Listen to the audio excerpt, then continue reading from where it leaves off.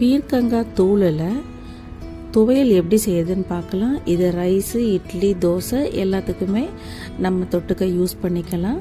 தூளில் அதிக அளவு சத்துக்கள் இருக்குன்றதுனால அதை நம்ம சில காய்கறியோட தோலில் நம்ம யூஸ் பண்ணுறோம். இப்போ தோலோடு யூஸ் பண்ணுற காய்கறினாலும் சரி, பழம்னாலும் சரி, அதை நம்ம நல்லா வாஷ் பண்ணிக்கணும். ரன்னிங் வாட்டரில் வாஷ் பண்ணிக்கணும். அதில் இருக்க தூசினாலும் சரி, கெமிக்கல்ஸ்னாலும் சரி நல்லா வாஷ் அவுட் ஆயிரும். அப்போது தோலை சீவிட்டு வாஷ் பண்ணிங்கன்னா அதில் சத்துக்கள் எல்லாம் குறைஞ்சிரும் கொஞ்சம். அதனால் தோலோடு தான் எப்போவுமே வாஷ் பண்ணிக்கணும். வாஷ் பண்ணிவிட்டு நம்ம தோலை இந்த மாதிரி இலச்சி தனியாக எடுத்துக்கணும்.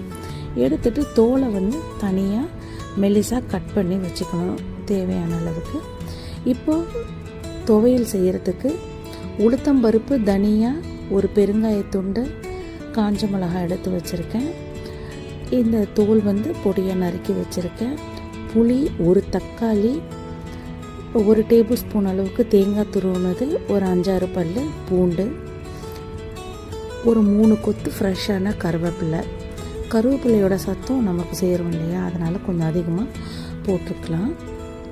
கடாயில் எண்ணெய் ஊற்றி அது நல்லா காஞ்சதுக்கப்புறம் உளுத்தம்பருப்பு போட்டு மிளகாய் வத்தல், தனியா, பெருங்காயம் போட்டு நல்லா வதக்கிக்கலாம். பூண்டை போட்டுக்கலாம். கருவேப்பிலை, புளி எல்லாமே சேர்த்து கொஞ்சம் வதக்கிக்கலாம். நம்ம கட் பண்ணி வச்சுருக்க பீர்க்கத்தோலை அதோடு போட்டு நல்லா வதக்கிக்கலாம்.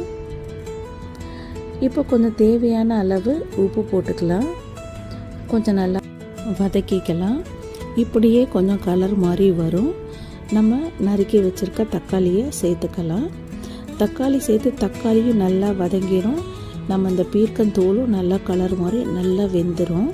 அதுக்கப்புறம் தேங்காவை போட்டுக்கலாம். எல்லா சமையல்லையும் தேங்காய் கடைசியில் போடணும். அப்போ தான் அதில் இருக்க கெட்ட கொலஸ்ட்ரால் உருவாகாது. நல்லா போட்டு வதக்கிட்டு அதை எல்லாமே ஒரு பிளேட்டில் எடுத்து போட்டு நல்லா ஆற வச்சுக்கலாம். சூட்டோடு அரைக்க வேண்டாம். நீங்கள் பிளேட்டில் போட்டிங்கன்னா சீக்கிரமாக ஆறிடும். அதை ஒரு மிக்ஸி ஜாரில் சேர்த்து நல்லா நைஸாக அரைச்சிக்கலாம். இதை இப்படியேவும் யூஸ் பண்ணிக்கலாம். தாளிக்கணும் எதுவும் செய்யணும்னு அவசியம் கிடையாது. அப்படியே யூஸ் பண்ணி சாப்பிடலாம். இல்லை கொஞ்சம் 2 நாள் வச்சுக்கலாம் அப்படின்னும்போது தாளிச்சிக்கிட்டிங்கன்னா ரொம்ப நல்லாயிருக்கும். ஒரு கடாயில் எண்ணெய் ஊற்றி கடுகு, உளுத்தம்பருப்பு, கருவேப்பிலை போட்டு நம்ம மிக்சியில் அரைச்சி வச்சதை சேர்த்து நல்லா இந்த மாதிரி தாளித்து சர்வ் பண்ணலாம். இந்த மாதிரி ஹெல்த்தியான டிஷ்க்கு, ட்ரெடிஷ்னல் டிஷ்ஷுக்கு எல்லாமே நம்ம சேனலை சப்ஸ்கிரைப் பண்ணுங்கள். தேங்க்யூ ஃபார் வாட்சிங்.